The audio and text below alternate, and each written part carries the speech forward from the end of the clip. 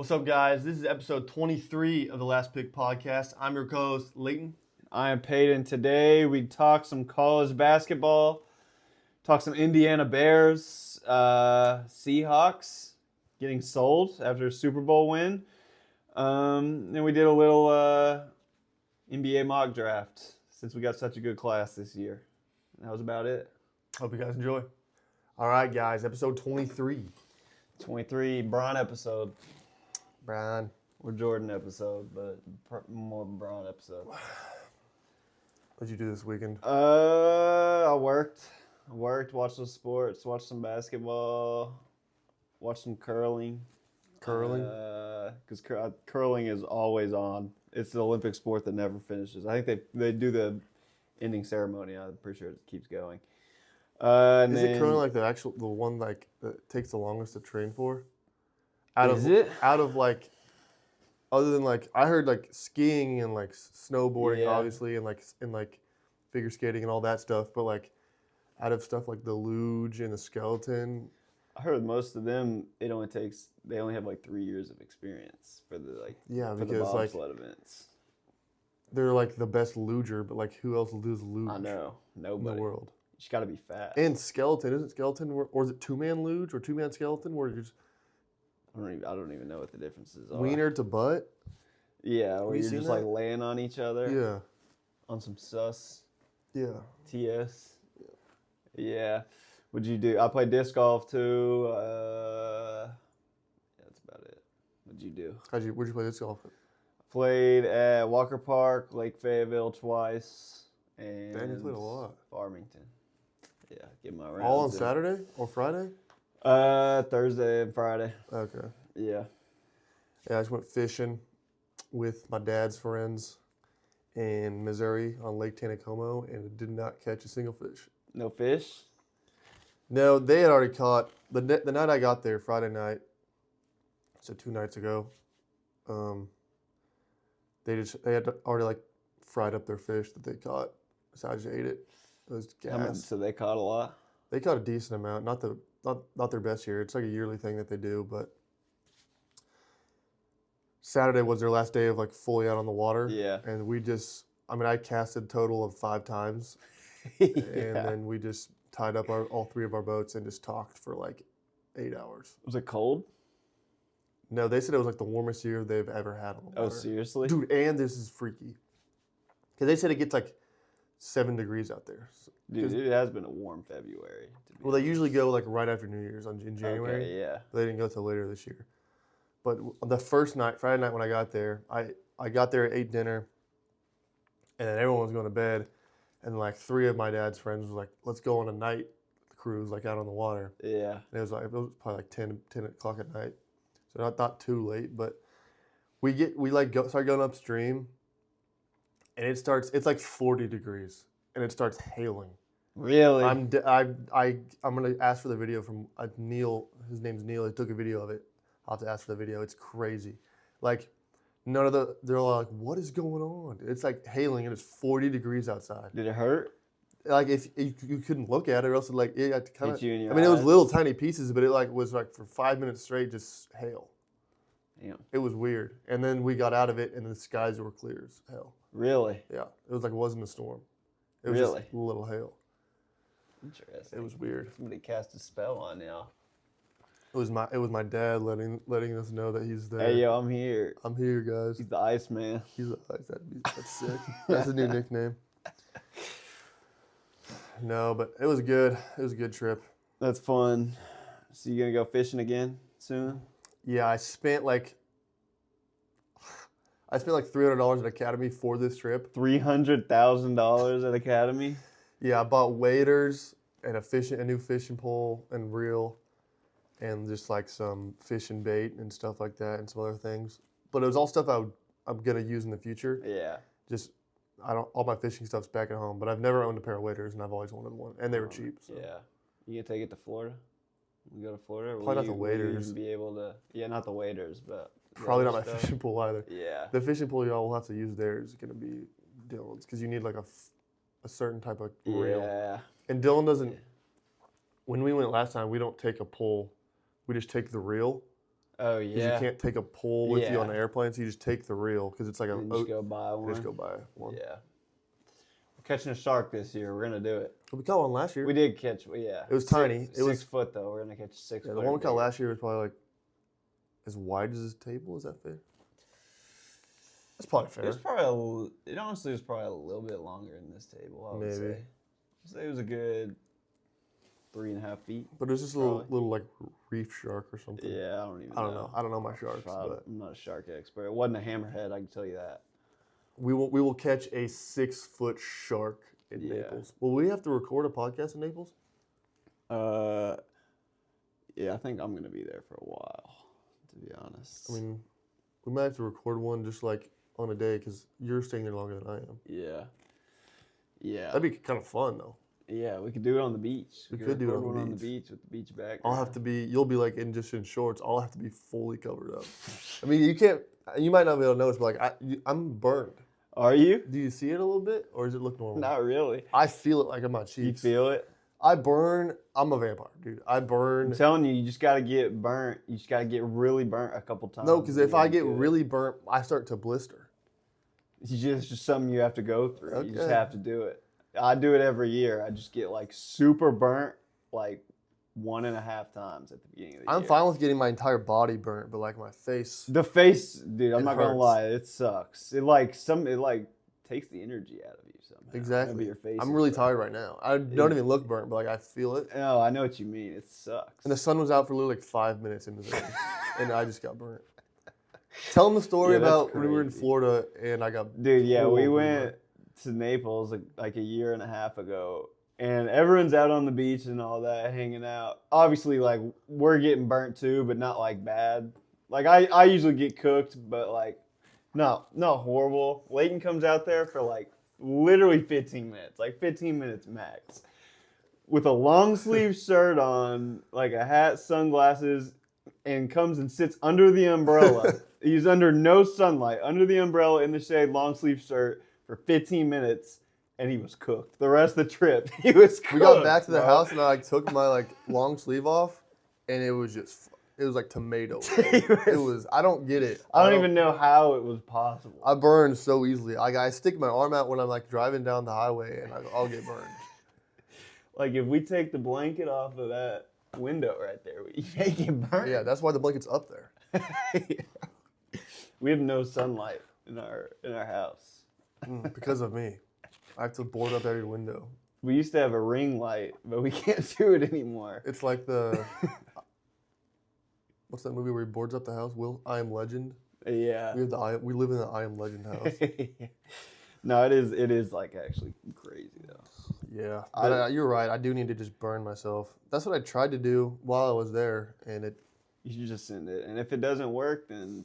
Well, the thing I'm afraid of is like sun poisoning. Sun poisoning, yeah. And that takes me out for a full day of the bachelor trip. With a devil's itch. You've had the devil's itch before? Like your sunburn just itches? It's just like, yeah, but it's like on steroids though. Well, like when I get like sun poisoning, I swell. Oh, really? Like when I went to 30A in Florida a couple of years ago for a spring break, I like had my feet in the sand, and I got back to the house and my feet were just swollen. I could barely put a sock on it. Oh, really? Yeah, it was. I had pictures of it. It was bad. I won't show you because it's actually disgusting. But yeah, I'm trying to go back to the beach. Yeah. All right, should we talk about sports? Yeah, we can. Indiana Bears, the Gary Bears. Yeah, that's crazy. I was informed about this last night. I was only gone a day, but I feel like I missed 10 years of stuff. Yeah. I mean, it's crazy. Bears are moving to Indiana from Chicago because the owner didn't want to spend his money to build a new stadium. And Illinois wasn't willing. Doesn't Chicago have a new stadium? I mean, they don't have a new one. I thought they did. No, not a new one. Really? My trip. So Indiana said, we'll use our tax dollars to build a new stadium. So now they're moving to Indiana, which it's not like crazy far. Like, let's see, how far is... Do you think any players will leave because of that, or can they? I mean, if they're off a contract, they can. But yeah, if they're in a contract year, they can. I don't know. Would you rather live in Indiana, or we're out in Indiana? Gary? Would you rather live there or Chicago? It's only 38 minutes away, so they probably they won't move. True. I don't think any of them will move houses or anything. That's probably how the Chiefs are. We talked about that. Yeah. Chiefs are moving to the Kansas side of Kansas City. Yeah. I doubt they'll have to move. Yeah. But it is crazy. I'm curious. I doubt they'll change their name. Surely not. Indiana Bears.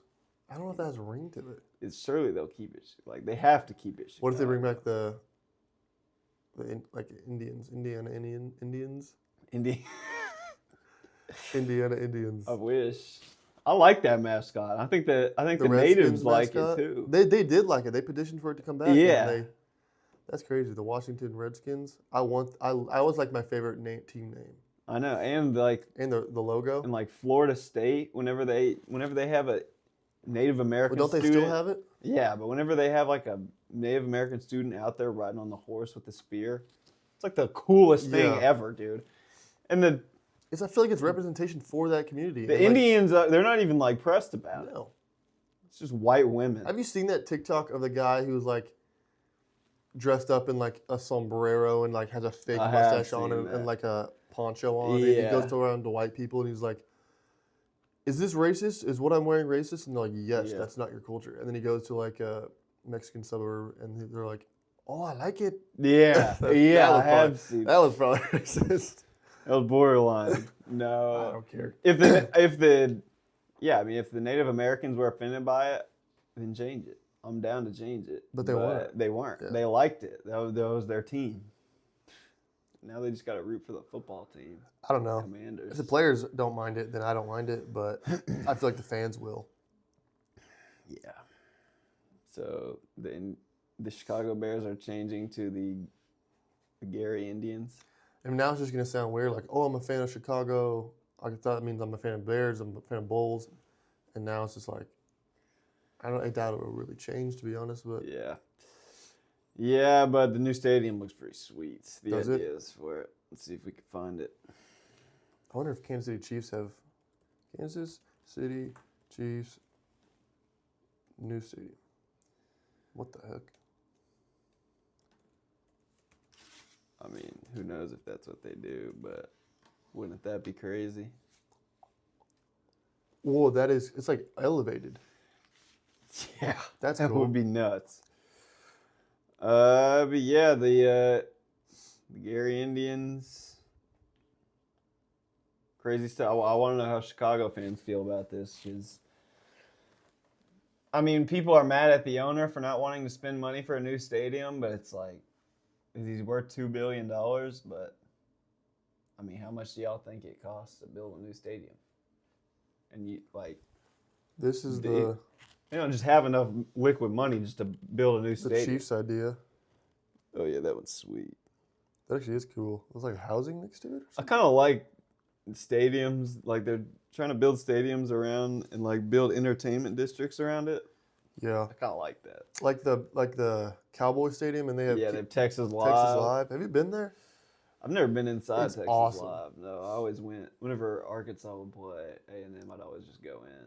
I went to the game every year except one year, and it was kind of more fun at Texas Live. Were people going crazy? Oh yeah, I mean there's just the biggest screen I've ever seen, surrounded by a bunch of big other screens. Yeah, and there's 13 bars in the one place. Yeah, that's pretty sweet. Yeah, but yeah. That's all I got for the Indiana Bears. Yeah, I'm kind of neutral on it. I'm not because I'm not a Bears fan, but yeah, I feel like it won't be as detrimental as people. We probably won't even notice, to be honest. There's a lot Dallas. The Cowboys aren't even in Dallas. There's a lot of teams that are actually like that. Yeah, Duke beat Michigan. If we want to move on.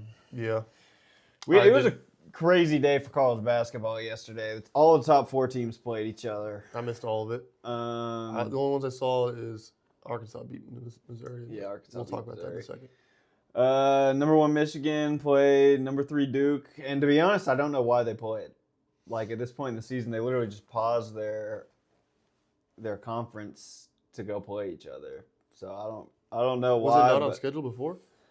Well, it was on the schedule, but we're in the middle of conference play right now. And Duke's in the ACC, obviously Michigan's in the Big Ten. So I don't know why they played each other in the middle of conference play. But I'm not complaining though, because they were playing like it was like the Final Four. Like they were playing like the season was on the line. The crowd was like freaking out. What was the score? Duke won by.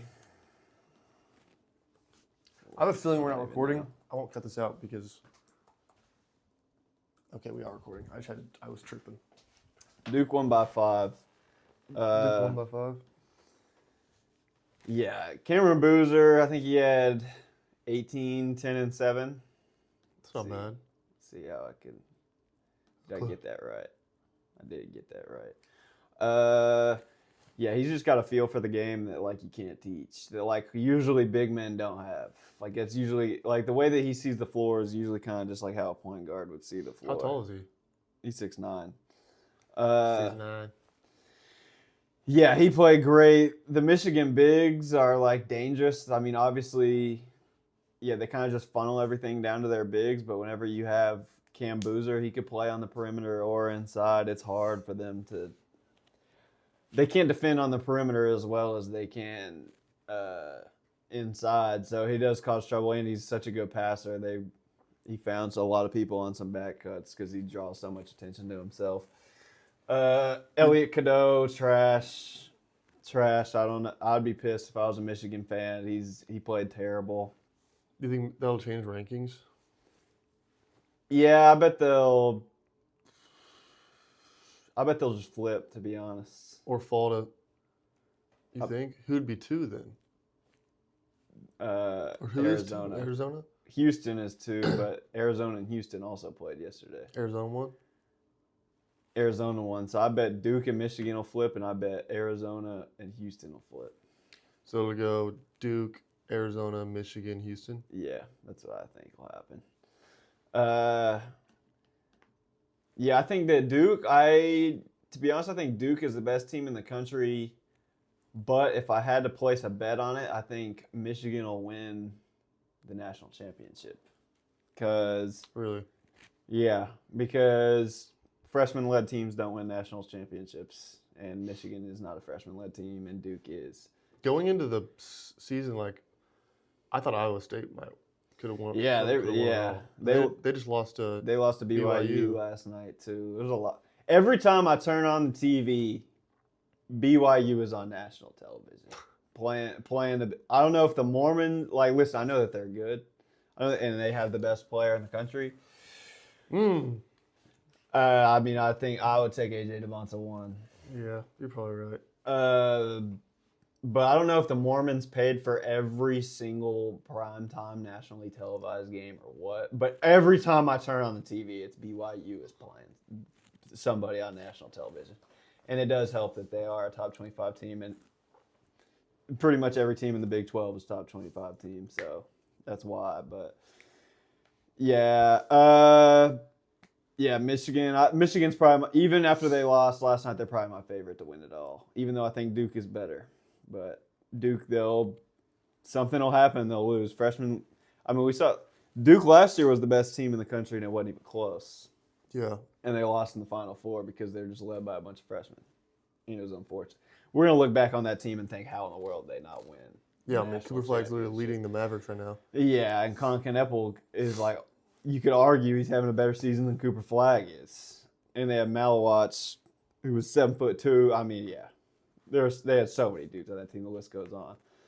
But, yeah, then Houston, Arizona played 2 versus 4. Arizona won 73-66 on the road without Koa Pete.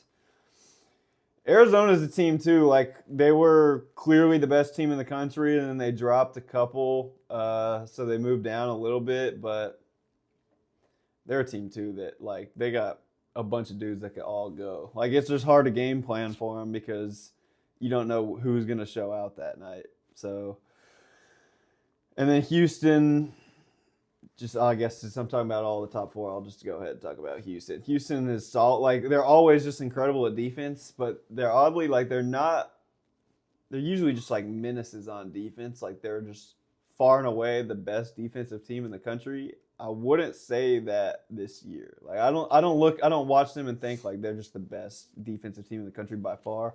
I would say they're one of the best. They still might be the best, but it's not by a large margin. I wish I could add commentary, but I didn't watch any of these games. So yeah. But yeah, it was a great day for college basketball yesterday. Arkansas won too. Beat Missouri yesterday. Acuff's been playing on an injury. He just refuses to sit out. Darren Peterson take notes. What did he end with? I think he ended with 20. What is he averaging? 20-something? 22? It's got to be 20. Yeah, it's lower 20s, and it feels like it should be like mid-20s. I mean, because he drops like he's had like 2 back-to-back 30 games. He dropped 49. Yeah. Dude, the way Calipari talks about Darius is like father and son. Yeah. It's like, what he's the best guard he's ever coached in college. Yeah, because he was like, what did he say? Calipari was like, or Acuff to Calipari was like, we just lost, coach. I'm gonna play, or something like that. Yeah. Well, yeah, he was hurt against. Who knows if that's actually what he said? But he was hurt against Bama. Yeah. And so he shouldn't have played against Bama, and he's like, "Are you serious? It's Alabama. Like, Flu it's gonna game. be a huge game. I'm gonna play." Flu game. And so he played, and then dropped 49, and he was probably even more hurt now. He's like, "All right, you need to sit out." He's like, "Well, we just lost, so I have to play." Goes out. He's literally hobbling around the whole game. Dropped like 20 points. It is crazy how close, and honestly, we should have beat Alabama, and we were down like 2 players. Knox is out. Pringle and Ewan combined for like 3 points. Brazil had a bad game. Acuff dropped 49, and we were 2 points off from tying. And we had 2 walk-ons in the game to finish. That white dude. Yeah. And the light skin. The white and the light skin. Sealy didn't play either, did he? He was hurt. Yeah. He's hurt too. So like that's the problem with Calipari whenever he makes these rosters, he puts 9 he puts 9 scholarship players on the roster. So like if something happens, like if one person gets hurt, then we got our 8 guys, and like hopefully no one gets in foul trouble. If 2 people are out, then it's just like anytime anyone gets a foul, the whole team is under so much pressure because like no one else can foul or else we're just cooked. So like we saw it again yesterday. I mean, we had 3 scholarship players playing against Alabama to close the game. We saw it again yesterday. It was like Pringle and Ewan were both kind of in foul trouble. It was just like you're just tense the whole time because you don't want them to foul. And that honestly affects like how you really play defense too. You can't really guard if you're just trying not to foul. Yeah, and the other team knows that. So they're going to try to draw. Yeah, they're just attacking. So please just put one more scholarship player on the roster each year. Obviously, Calipari knows what he's doing, but I mean, come on, you can't even play 5-on-5 in practice with all scholarship players. So what are we doing? We talked about this last night a little bit. In the SEC tournament, who do you think wins? Florida? It's between Florida and Arkansas, in my opinion.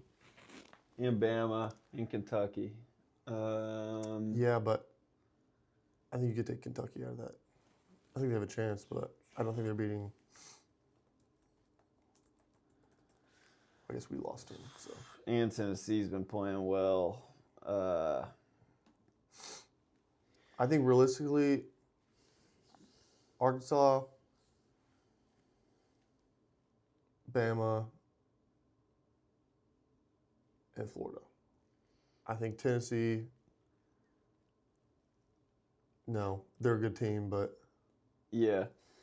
I don't know. I mean, I don't really think that Calipari cares that much about winning that tournament, to be honest. I think he would much rather win a regular season title. As well as I would. I'd rather win a regular season title. I think the whole fan base would, but than the SEC tournament. So I mean, it's really just about who can get hot. Bama could get hot. Florida could get hot. Florida's on a 7-game winning streak. But yeah, I'm looking at like 7 teams right here that I think could. It's just whoever's playing the best basketball. Like Vanderbilt could get hot.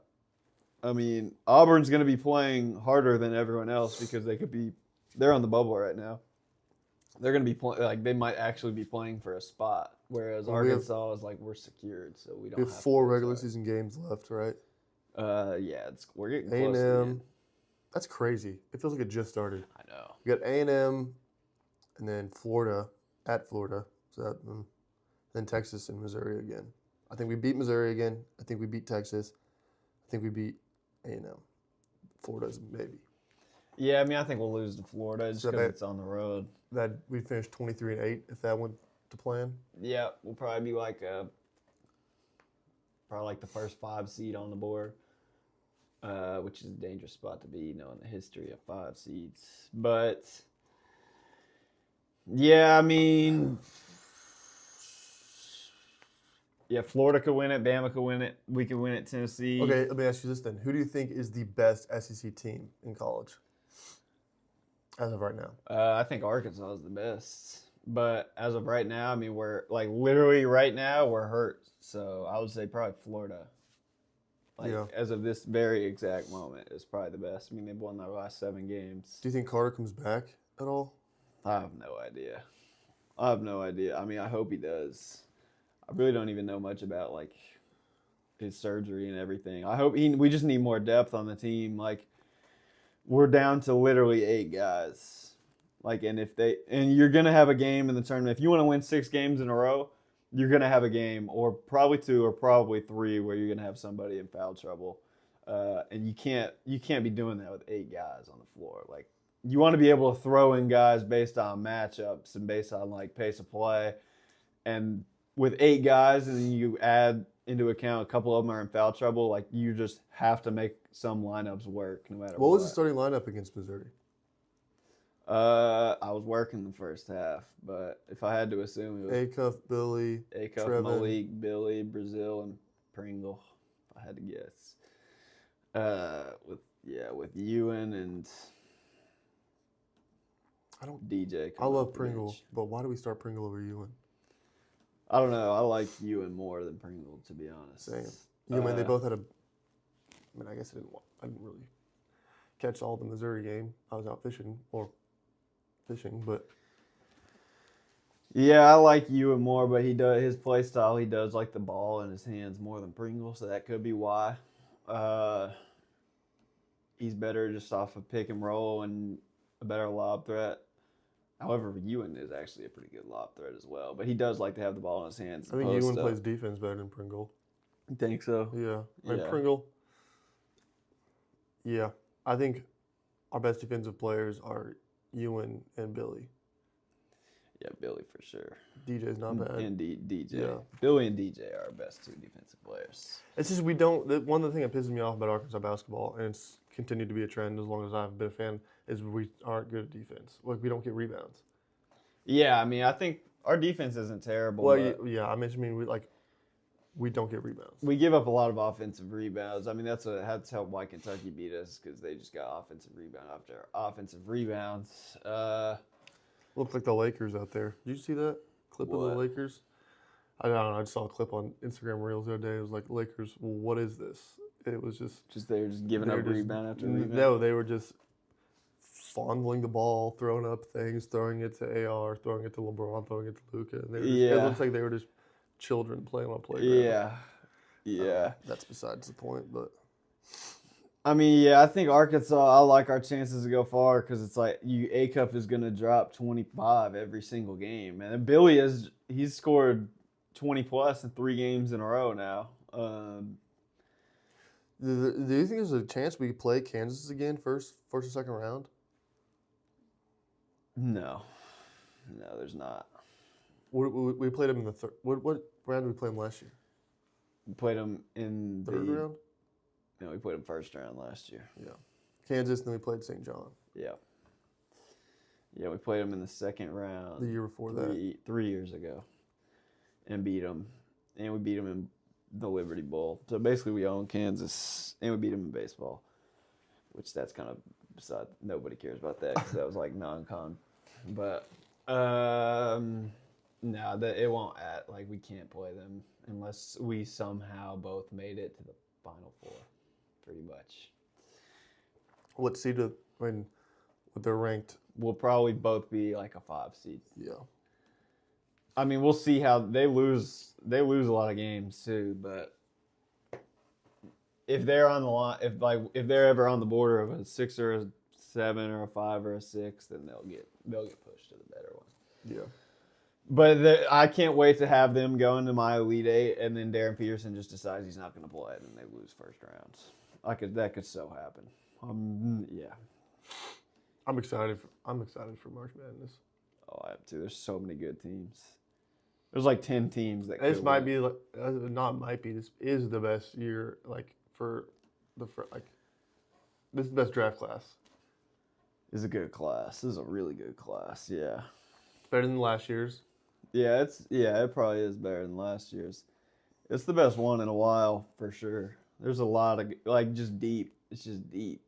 Not as we've had some that are top heavy, but this one's just so deep. Really good.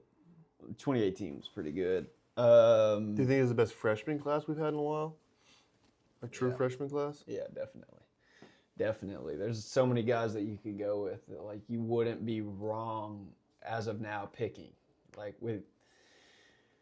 In hindsight, obviously you may get in trouble, but there's so many guys you could go with where it's be that's a valid pick with your 4th pick, with your 7th pick, with your 3rd pick. Yeah, I could see why you went there. Yeah. It's deep. It's deep. I mean, I wouldn't take Peterson first, but he's arguably the best player.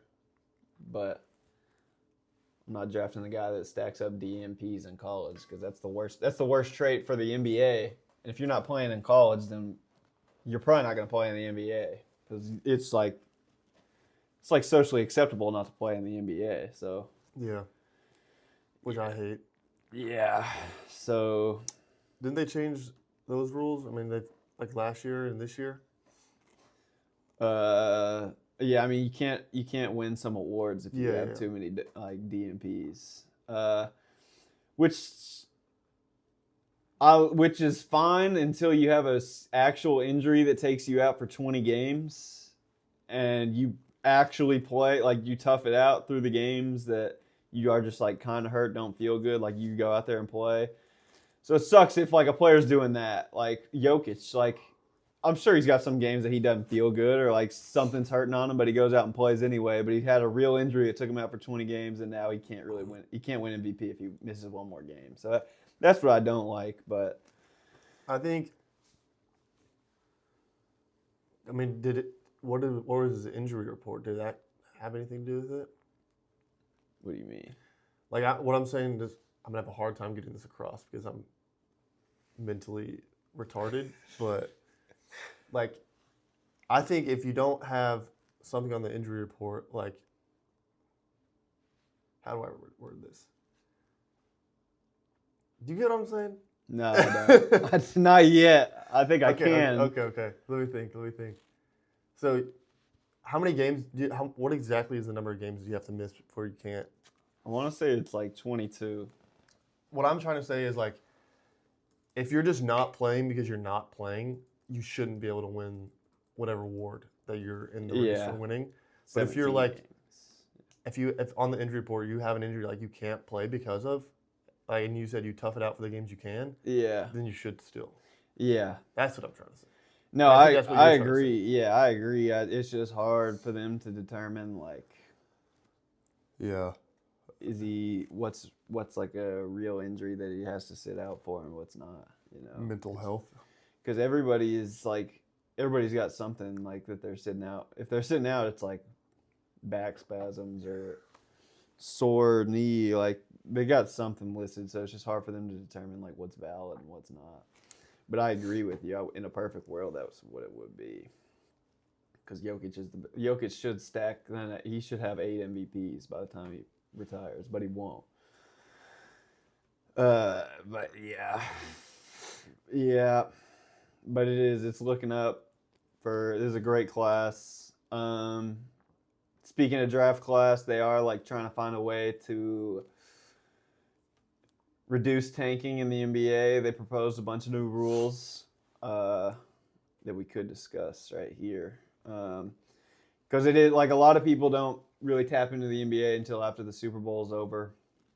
And so now they're tapping in and they're watching the NBA and they're like, oh my gosh, literally a third of the NBA is tanking right now because this is a good draft class. Like, how do we fix this? So they proposed these rules, and I wouldn't be surprised if like almost all of them got passed. The first one was first round picks can only be protected top four or 14 plus. So that 5 to 13 range, you can't protect those picks. Lottery odds freeze at the trade deadline. I like that one a lot because obviously there's teams that go into each year thinking we're going to tank this year, but there's some teams that like actually do give it a shot at the beginning of the season. Then they realize they suck and then they tank from there. But if you do that at the trade deadline, it's like hopefully that minimizes it because at the end of the year they'll actually be playing hard. And at the end of the year, that's whenever people are actually like casuals are tuning in, so that's when they need teams playing hard. Like if you look at the Jazz, they have Jaren Jackson Jr. and he just went and got surgery just so they could make it more valid for them to tank. So, no, let's see. Sorry, I'm doing some research on something I want to talk about, but go ahead. Teams cannot pick top 4 in consecutive years and or after consecutive bottom 3 finishes. This is going to suck for the teams. That one, I'm not going to lie, that bones a lot of teams that just straight up suck. Like, that'll be unfortunate. Teams can't pick top 4 the year after making the conference finals. So, like, the Pacers they went to the finals last year, and they were 1 game away from winning, 3 quarters away from winning. They probably would have won. But their best player's out this year, so now they're going to have one of the top picks. If that was the case, they wouldn't get one. We saw this with the Warriors, too. Won a couple championships. Had 1 year where they're just absolutely terrible. Drafted James Wiseman, who didn't end up panning out. But if he did pan out, they would have been, like, that much better for that much longer. So, like, that couldn't happen anymore. Lottery odds are allocated based on 2-year records. So you can't, like, that kind of applies to the last one. You can't be an NBA champion or a conference champion and then just have 1 year where everyone's hurt, suck, and then you go get the number 1 pick. Like, it's going to be like a consistently sucking type of thing. Lottery odds extended to include play-in teams. So I guess that would make the NBA lottery, I'm assuming it's play-in teams that didn't actually make the playoffs. That would increase the lottery from 14 to 16 picks, I'm assuming. And then it flattens odds for all lottery teams. That one's probably the most important because you still want to try. Like, you can still try, and I was the 10 seed, I didn't make it, but I'm going to still have a decent chance instead of just losing 65 games. So I can have a way better chance at the number 1 pick. Like, I could still try, and I could still get a chance at having, like, a top 4 pick. But yeah, I hope most of those pass. Because I actually like those a lot. They also talked about, like, a tournament for the teams that don't make the playoffs to determine draft order. I don't necessarily like that one because I don't really think that prevents tanking that much. Because you just have, like, a really good team, but you're not gonna win, like, a second round playoff series. So you just tank and then you just sweep everybody in the tournament. So I don't necessarily like that. But I do like these odds right here. I think they would all reduce tanking a good bit. What were you looking at? I was researching. There's like some dispute in the PGA golf world where, because like they're trying to add a new, not add a new. It's always been a tournament, but they're trying to make this tournament like a new, like, very prestigious event. Oh yeah. Because like a career Grand Slam in golf is winning the Masters, the PGA Championship, the U.S. Open, and the Open Championship. Yeah. So if you win all 4 of those, you complete a career Grand Slam. And they're trying to add the Players Championship. That's always been a tournament. Yeah. But they're trying to make that like a new prestigious event. Yeah. And the PGA, like Rory McIlroy's spoken on it like heavily. Like, you can't make the purse of an event astronomical just to try to make it a new prestigious event. Because like the purse for like, I don't know what the actual like grand purse was for the last Masters, but Rory won the last Masters and he won $4.2 million. Yeah. the Players Championship purse this year. Yeah, like 20. It's $25 million. Yeah. And Rory won it last year and won $4.5 million. He won more winning the Players than the Masters. Yeah. And the Masters is like, as everyone knows, it's like the most tournament. Prestigious golf event there is. Yeah. And a lot of them don't like that. I don't know why they're doing it, but yeah. That is, yeah. I mean, the Honor Palmer Invitational's purse is like $20 million. Yeah, I mean, if I was like a really good golfer, but I didn't think I would win the Masters, maybe just skip the Masters, take that entire week to go play the course at the Players.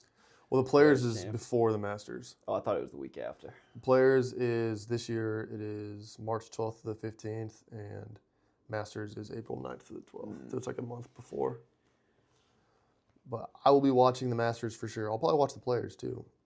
I mean, a normal purse for like a big event that's not a prestigious, like one of the 4 prestigious events, is like $20 million. Yeah. And like the Arnold Palmer's $20 million, the Genesis Invitational's $20 million. Why is the Masters so much lower? It's not so much lower. It's still like $25 million. Oh, is it? But the Players is now like up there with it. Yeah. I don't know what the purse is for those other events, like the U.S. Open. I can probably find it, but PGA Championship, Scotty Scheffler won that last year, and he only won only is crazy, but he won $3.4 million. So a lot of these are like the Memorial Tournament, purse is $20 million. So a lot of these are like huge purses. Travelers Championship, $20 million. Mm-hmm. But I don't know. The Masters has never been like the tournament to win if you want to win the most money. Holy crap! What did I just pass? The Tour Championship, the purse is $40 million. Really? Tommy Fleetwood. Why have I never known this? Tommy Fleetwood won it last year and he won $10 million. Really? We should have a last pick open. Well, they're adding the good tournament. Yeah. The good tournament. I love that. I think a lot of the golfers like that too. Yeah, probably so. Golf YouTube and golf social media is like blown up. It has. I mean, did you watch the Barstool one? Yeah, dude, that got a ton of views. Francis was a part of the group who won it. Francis Ellis, and he won like 220,000. Yeah, that's crazy. Yeah, I've been listening to the Son of a Boy Dad podcast with Roan and Lil Sass. Yeah, and Francis is now a part of that podcast. And he was talking about, he's like, yeah, I put 200,000 of it in like stocks and like bonds and stuff like that, and the other 22,000 I just like kept for like play money, which is probably like what I would do. Fair. That's totally fair. That's fair. He went to Harvard, so he knows what he's doing. Yeah, he always talks about that, which I think a lot of people hate it. I think it's funny. Really? Dude, if I went to Harvard, I would find any way to bring that up. Yeah, I graduated. Didn't Lil Sass went to like Yale? I don't think. I think he went to school in Chicago. No, he dropped out of college. DePaul. And dropped out. And dropped out whenever he was 19 because he got hired at Barstool. He's only 2 years older than us. Yeah, that's great. Yeah, he was working at Barstool when he was like 19. You're 23, right? Yeah. So he's 24. Yeah, that's crazy. Yeah, we should do a last pick open. The purse is $500. So if you're a big golfer and you want to collect some money, I think we could get a last pick disc golf tournament. We could do that. For sure. They have one. They have like a Razorbackology one. Really? Yeah. Disc golf? Mm-hmm. Every year. I've never played in it though. I need to play in it. Is it just like a one-man or? I think so. Do they have two-man disc golf tournaments? Yeah, but they're harder to find. But they do. I've played in one before. Did you win? No, this was way back. This was like probably 7 years ago. Oh, okay. But yeah, golf is my favorite sport. Well, it's the sport I've watched the most. It's the sport I know the most about just because I've watched it all the time growing up. Yeah. But basketball is still probably my favorite sport to watch, even though I don't watch it as much as PGA. Yeah, basketball is my favorite, obviously. But I like football, I like football, too. The vibe you get watching football games is unbeat. But I don't know.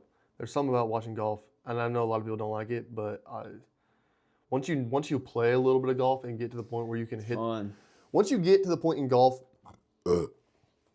where you know, like, when you're standing over the ball, there is a chance I can hit a good shot, like, in any form or, like, wherever the ball is. I know I can hit a good shot. You might not always hit a good shot, But when you're over the ball and like, okay, I could hit a good shot, Mm-hmm. it makes the game of golf so much more fun because it's like, if you're just bad, you just know you're not going to play good. Yeah. But if you get to the point where you can hit a good shot, it's like everything changes. Yeah. Yeah. And you've gotten kind of to that point. Yeah, I mean, I never really played, but Peyton's. I can. Me and Peyton have played together recently, and Peyton's like for how little he's played, he's pretty good. Yeah. Seahawks are selling. Yeah, I was also informed of that last night. Paul G. Allen's looking to sell. Ultimate buy low, sell high. Except I'm not sure what he bought for, but looking to sell for somewhere between 7 to 11 billion. So that's what the Mavericks did. Yeah, Mark Cuban. Yeah, Mark Cuban bought that franchise for like $250, and he sold for $4 billion. Somewhere between 2. Who owns the Mavericks now? It's a group. Like, there's multiple people. Mark Cuban still owns, but he just doesn't own majority. He just sold a lot of the shares. Yeah, but there's kind of rumors around that he may be the one that buys one of the expansion teams if they do expand. What I've heard. That's what Draymond Green hinted at. But yeah, selling right after you win a Super Bowl is like, if you don't like love the sport, obviously that's the smartest thing to do. But I don't think I could do that. I would have to ride it out and keep winning. Yeah. But yeah, I don't know. You got anything on that? What? Seahawks selling? I don't know. I don't really have much on it. I understand it. It's like from a business standpoint, it makes sense. Yeah. I mean, like that's what you kind of do when you buy something like that. Yeah. Or really buy anything. You buy it to make money off of it. Mm-hmm. And they are making a lot of money off of it. Oh yeah, for sure. So I get that part of it, but like, if I was a fan, like if I'm a fan of the Chiefs, if the Hunt family owns the Chiefs. Actually, I wouldn't be mad if they sold it. I don't necessarily like the Hunt family, so. Really? I don't know anything about the father, but I know their son, Noble Hunt, and I actually probably should not say this on him. He's a tool? He's not a tool. He's actually probably a really nice guy. I've only known him from 1 year of summer camp. Yeah.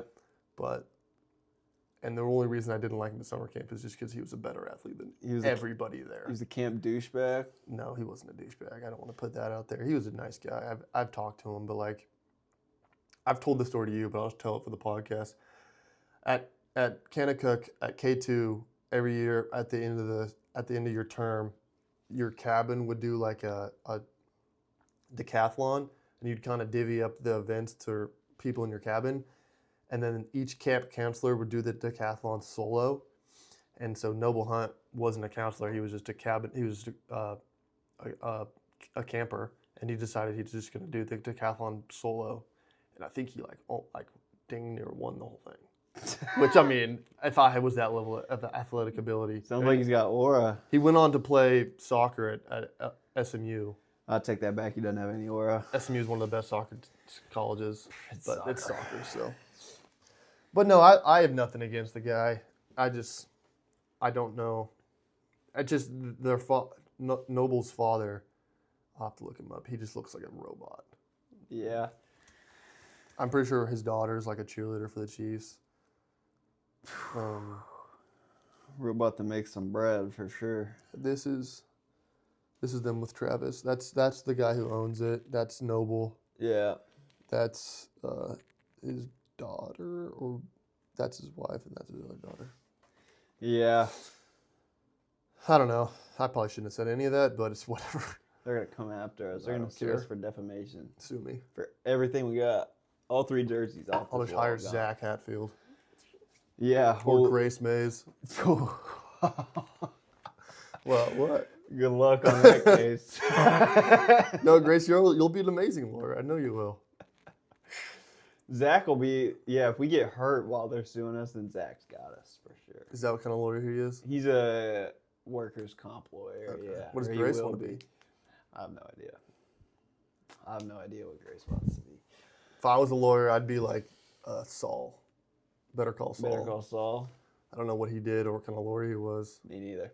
But we are going to be doing a NBA mock draft to finish it off. We're each going to have our top 10. We're going from 10 to 1, so it's not going to be easy. It's always hard working backwards on these lists. Yeah. We actually already did a couple picks, and then our Wi-Fi went out, so we're just restarting. But yeah, you want to go first? Or you want me to go first? I can go first. I'm gonna do at number 10. I'm gonna take Nate Ament from Tennessee. Okay. We're not doing what team we think they'll go to. That'd be too hard to predict. Yeah, I got Nate Ament, true freshman. I mean, he could go higher, but I don't think he will. Yeah. I think Tennessee's a good team, one of the best teams in the SEC, but I just don't think it will go higher than any of these other guys. My number 10, I'm going to go ahead and go Phylon. Proven scorer, best player on Alabama, who's one of the best teams in the SEC. I don't think that he'll go in and change a team's. Like, he's not going to be that big of a difference maker. Honestly, maybe ever in his career where he could just, like, completely turn a team around. But he is proven, like, good scorer. He'll be a good 20 points a night in the NBA, I feel like. So I'm going to go Phylon at 10. But at 9, I'm going to go Koa Pete. All right. Arizona. I'm not going to explain it. Okay. My 9, I think I'm going to go ahead and go a guy who I feel like is slightly overrated as a college basketball player, but I do think he has decent NBA potential. I'm going to go Keaton Wagler. I'm aware that he's going to get drafted higher than this, but this is my personal top 10. He's a solid player, but he dropped like 45 one time, and he skyrocketed up NBA mock drafts. He is the frame that NBA franchises look for. He's that slim 6'6", 6'7" point guard that could kind of defend a little bit. He's a good player, but I think there's multiple point guards that are better than him that I would personally take, so that's why I'm going to put him at 9. Oh, who was it? It was Keaton Wagler. But Keaton Wagler, Illinois. at 8, I'm going to take Mikael Brown Jr., Louisville. All right. I'm not going to be able to add a commentary like you can. At 8, I think I'll go ahead and go Koa Pete. Solid 4, 6'8". I mean, he's not going to change your team either, but he will be a guy that's just a solid 4. Like, decent shooter. If he can really stretch the floor, then he'll have a long career in the NBA. I mean, he's one of the guys on Arizona that, like I said, they got multiple guys that can all go. He's one of those guys. He could drop 30 on any given night. There's like no telling. So at 7, I'm going to go ahead and go Keaton Wagler as well. All right. At 7, I think I will go with Mikael Brown. He's another point guard that I feel like is slightly overrated. He's proven that he could score. He's a good player, but there is still a few point guards that I would take over Mikael Brown. He'll be a solid NBA player. He'll get good minutes as a rookie, but this is just such a strong class. I can't take him anything higher than 7. At 6, I'm going to take Kingston Flemings, Houston. Yeah. At 6, let me count everyone that I have left.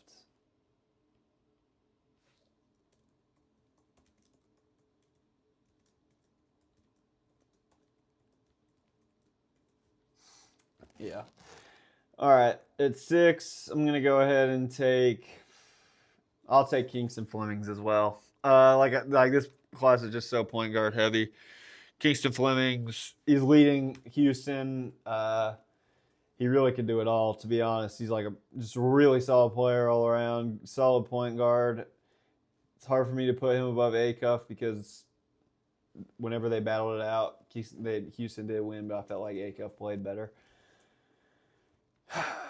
That was your 6? Yeah, Kingston Fleming is my 6. At my 5, I'm going to take Caleb Wilson, North Carolina. All right. In my 5, I'm going to go ahead and take Nate Ament. He's that It was like, if this is any other year, that is the exact archetype that NBA franchises are looking for, that like KD type of build.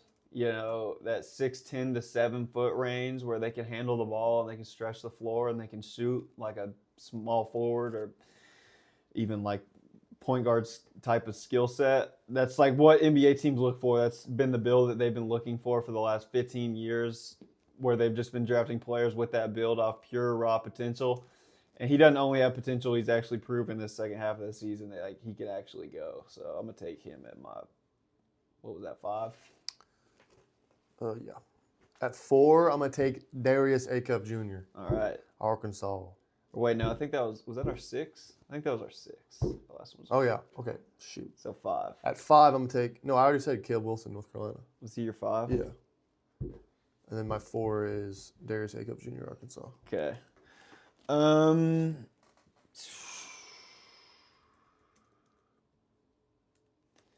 right, well, I'm going to move everybody back a pick, and I'm going to take my 5 right here. Because everyone I just said moving back one slot. My 5 is going to be Caleb Wilson, North Carolina. Kind of how I explained Nate a minute. He's got that frame that NBA teams are looking for, 6'10", 215, with the skill set of like a small forward. He can handle the ball. He can shoot it. He can defend really well. Yeah, I'm going to go ahead. I'm going to take Caleb Wilson at my 5, and I'll catch up a little late, and I'm going to go ahead and take my 4. And that'll be Cam Boozer from Duke. Is the era of the slow big man that can see the floor well. Cam Boozer sees the floor like a point guard does in an unteachable type of way. He can pass. He can shoot. He can move slow in the post. He's got good footwork. He's not gonna put up insane, like amazing highlights that like are jaw dropping, but he can see the floor in a way that is unteachable. And he's leading Duke, who I think is the best team in the country as a freshman. He already looks like he's a pro, certified winner. So that's gonna be my 4. I'm switching my 3 and 4. I had Darius Acuff Jr. at 4. I'm moving him to 3.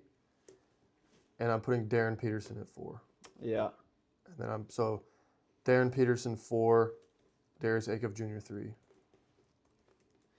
Okay, my 3 is going to be Darren Peterson. Whenever he plays, it is a guarantee. However many minutes he's playing, that's how many points he's dropping type of deal. Like, Bill Self at the beginning of the year said that he's the best player that he's ever coached, which in itself is absurd. But I think that kind of created this narrative that he's the best player in the country, and it's not even up for debate. But if you're stacking up DMPs in college, then what are you going to do in the NBA? You cannot trust this guy. Like, I'm not questioning his playing ability. You cannot trust this guy to play on an NBA team. The NBA they are known for having players sit out games. No one does that in college. So if you're doing that in college, what are you going to do in the NBA if you don't have, like, if one thing doesn't go your way, you're just going to sit out? So he's going to be my 3. And he might be the best. He probably is the best player in this class, but I just can't trust him. Also, Calipari, my reason for putting Acuff over Peterson is Calipari has more proven and better guards and point guards in the NBA than Bill Self. And yeah, Bill Self might have said Darren Peterson's the best guy I've ever coached, but so is Calipari on Acuff. Yeah. So I think it's more proven. So what is that? What is that? My 2? 2. My 2 is Cameron Boozer, Duke. Yep. My 2 is going to be Acuff. Hot take. It's my 2. No one will have him at 2. No one will have him at 3 either. Yeah. Here's the thing. All of these NBA draft experts, they're staying away from Acuff because they think he's too short. And like I've said a million times, these NBA teams are looking for like an Anthony Black type of frame. When they're looking for a point guard, they're looking for somebody that's 6'7", long, can defend, athletic. But whenever we get to the NBA playoffs and we got to control the pace of play, you got to have someone that really takes over the game. A frame is not going to be what takes over. Hey, Steph Curry's 6'2". Yeah, 6'3". I think he's listed at 6'2". Is he? Acuff's 6'3". Yeah. Acuff's my height. So what was your 2? Acuff? Yeah, I mean, yeah. look at Jalen Brunson. He's a type of dude. He's a short guard. He could take over a game because you have to have dudes that could actually take over the game whenever it matters. Like, I mean, there are taller people in the NBA, but Acuff's going up against these already tall guys. Yeah, he's already scoring against guys that. I mean, that Alabama game might as well have been an NBA game. Yeah, he's already playing guys that have similar size and athleticism to the guys he's going to be playing in the league. A frame is not going to, just because you have a bigger frame doesn't mean that you're going to perform bigger in big moments. He's proved that he can perform big in big moments. That's why he's going to be 2. He's the best Calipari guard ever in college, at least. Obviously, I know he hasn't. I'm not going to compare him to John Wall or Shea or anything because he hadn't played a game in the NBA. I'm talking strictly college. He is the best Calipari guard ever by the numbers. So, and my 1 is AJ DeMonsa. Yeah, my 1 will also be AJ DeMonsa. I think he has a similar game to Cooper Flagg. And him and Cooper Flagg they switched off between 1 and 2 for years in high school for who was ranked higher because Cooper Flagg is supposed to be in this class, which is crazy. But yeah, I think he's the best. He's the most trustworthy. He's the safest pick in his draft. Yeah. You want to go your 10 through 1 or 1 through 10? I didn't write it down, but I can try. Oh. I'll go over mine. You can. All right. Should I start at 1? Sure. All right. My 1 through 10 for 2026 mock NBA draft is 1, AJ DeMonsta, 2, Cameron Boozer, 3, Darius Acuff Jr., 4, Darren Peterson, 5, Caleb Wilson, 6, Kingston Flemings, 7, Keaton Wagler, 8, Mikael Brown Jr., 9, Koa Pete, and 10, Nate Ament. See, mine was AJ DeMonsa 1, Acuff 2, Darren Peterson 3, Cam Boozer 4, Caleb Wilson 5, Nate Ament 6. Let's see, who else did I have? Just ripped Kingston Fleming 7, Keaton Wagler 8, I believe, Koa Pete 9, and Baron Philon 10. I think that's right. Yeah. Should we end with a verse? Do you have a verse you want to end with? I can find one. All right, we will now be finishing with a Bible verse. We're trying to get back to that. Shout out Rob. He enjoyed it and he convicted us. We need to get back to that. I'll do Romans 8:11 today. And if the spirit of him who raised Jesus from the dead is living in you, he who raised Christ from the dead will also give you life to your mortal bodies because of his spirit who lives in you. The spirit that raised Jesus from the dead lives in you. So you can do anything if you have Jesus. Should I say one too or no? If you want, if you got one you like, for sure. This one came up in my Bible study group the other week. I think this is, Matthew 6, verses 31 to 34. So do not worry, saying, what shall we eat, or what shall we drink, or what shall we wear? For the pagans run after all these things, and your heavenly Father knows that you need them. But seek first his kingdom and his righteousness, and all these things will be given to you as well. Therefore do not worry about tomorrow, for tomorrow will worry about itself. Each day has enough trouble of its own. So, if you're going through troubles in your time, hardships, everyone does. Seek first his kingdom, seek first his righteousness, seek first Jesus Christ, and all these things will follow. That's right. Nothing to worry about. Yep. If he feeds the birds of the air, how much more valuable are you than they? Yep. Yeah. Thank you guys for watching.